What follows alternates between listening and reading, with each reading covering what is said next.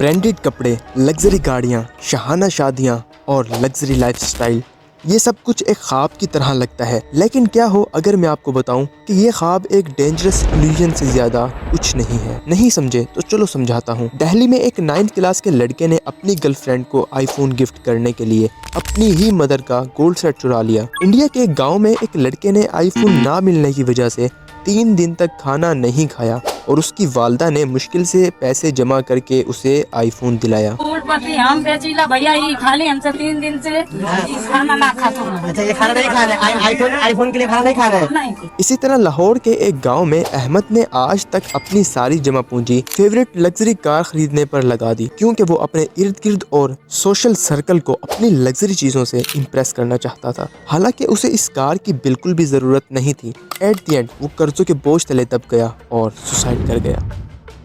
आखिर इन लग्जरी चीज़ों के पीछे क्या साइकोलॉजी है कि लोग इनको खरीदने के लिए जान तक गंवा बैठते हैं? आइए जानते हैं।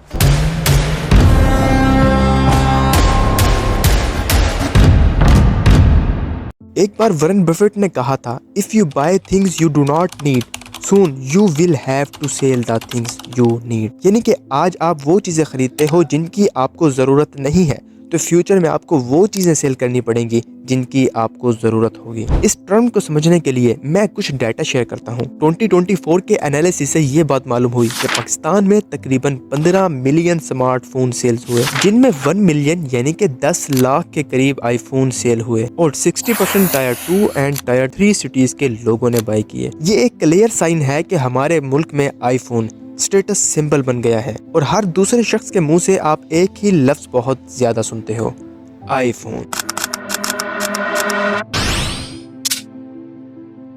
टच स्क्रीन फोन की इन्वेंशन 2007 में हुई, जब स्टीव जेम्स ने दुनिया के सामने आकर न्यू इन्वेंशन का रिव्यू दिया। उससे पहले कीपैड फोन हुआ करते थे और वो फोन्स इतने रेयर थे कि सबके पास नहीं होते थे। लेकिन 2007 में एक ही फोन में 3 चीजों की एडिशन करते हुए एक ही फोन बना दिया और उस इन्वेंशन ने दुनिया के सामने आकर सभी को हैरान कर दिया। And the third is a breakthrough internet communications device.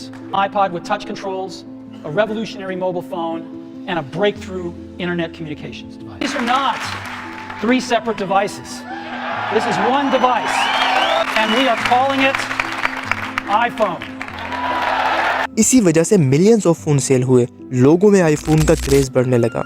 जब एप्पल कंपनी ने ये सब देखा तो हर साल new edition iPhone model launch करना स्टार्ट कर दिया। हर एक मॉडल पहले वाले मॉडल से अच्छा हुआ करता था और हर बार millions of iPhone pieces sale हो जाते हैं। 2016 में उन्होंने एशिया में भी अपनी सेल्स बढ़ाने का सोचा। सबसे पहले इंडिया और चाइना की मार्केट का रुख किया, क्योंकि वहां पॉपुलेशन के साथ बहुत ज्यादा पोटेंशियल भी नजर आया। लेकिन मसला प्राइस का था, क्योंकि इतनी हाई प्राइस से उनका सेटअप फेल भी हो सकता था। लेकिन दूसरी तरफ वो अपने फोन की प्राइस कम नहीं करना चाहते थे, क्योंकि प्राइस कम करने से आईफोन की ब्रांड वैल्यू गिर जाती। सो उन्होंने आईफोन SE लॉन्च किया, जो कि ज्यादा महंगा नहीं था और मिडिल क्लास लोगों की अटेंशन ग्रैब करने के लिए EMI यानी मंथली इंस्टॉलमेंट का ऑप्शन भी ऑन कर दिया। ये मेथड काम कर गया, लोगों ने आईफोन खरीदना स्टार्ट कर दिया और आहिस्ता आहिस्ता इंडिया के साथ पाकिस्तान में भी आईफोन की डिमांड बढ़ने लगी। हर साल न्यू एडिशन के साथ आईफोन का न्यू मॉडल लॉन्च होने लगा और अभी कुछ अर्सा पहले आईफोन का 16 मॉडल लॉन्च हुआ। हर न्यू मॉडल की प्राइस और लोगों में आईफोन खरीदने का क्रेज हाई से हाई होता जा रहा है। ये चीज सिर्फ आईफोन की नहीं, बल्कि तमाम दूसरे ब्रांड्स भी यही सेम एप्पल वाली स्ट्रेटजी यूज करते हुए अपनी प्रोडक्ट सेल करते हैं। So subscribe.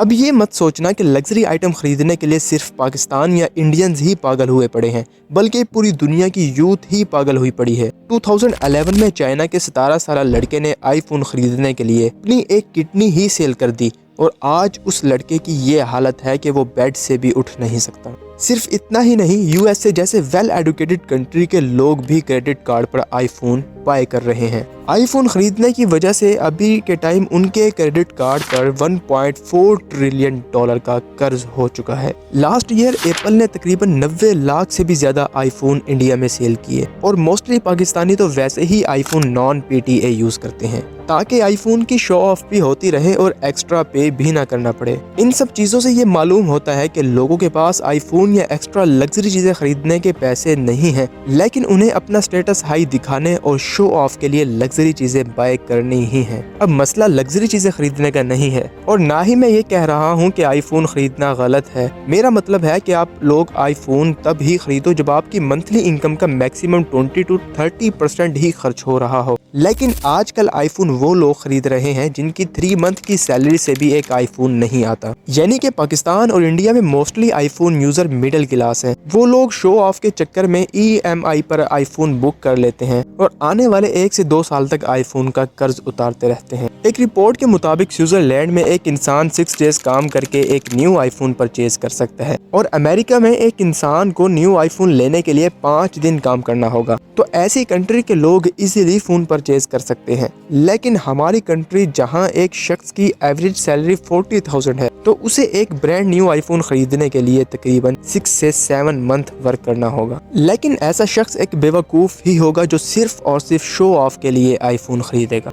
अब आप लोग बोलोगे कि सैमसंग के फोन भी महंगे होते हैं, तो वो स्टेटस सिंबल क्यों नहीं है? तो सुनो, सैमसंग स्टेटस सिंबल इसलिए नहीं है क्योंकि उसकी प्राइस लो से हाई तक होती है। यानी कि वो लो प्राइस में भी फोन लॉन्च करते हैं ताकि एक मजदूर, किसान या ड्राइवर भी इजीली परचेज कर सके।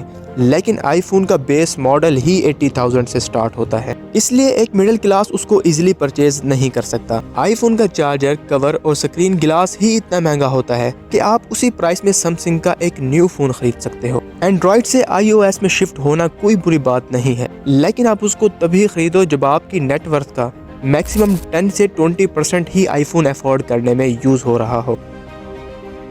नेक्स्ट टाइम जब भी आप शो ऑफ या अमीर दिखने के लिए लग्जरी चीजें बाय करने लगो, तो खुद से ये सवाल लाजमी करना कि क्या इन सब से आपको ज़हनी सुकून मिलता है या नहीं। और याद रखें, एक अच्छी लाइफ के लिए ये ज़रूरी नहीं है कि महंगे कपड़े पहने या महंगे रेस्टोरेंट में खाना खाएं या फिर महंगे फ़ोन रखें, बल्कि अगर आप स्ट्रेसलेस हैं या आपके पास एहसास और कीमती रिश्ते हैं, तो ये किसी लग्जरी लाइफ से कम नहीं। और इसी के साथ अगर आप ये जानना चाहते हो कि टिकटॉक कैसे हमारी सोसाइटी को बर्बाद कर रहा है, देन इस वीडियो को एक बार ज़रूर वॉच करना। Click and enjoy.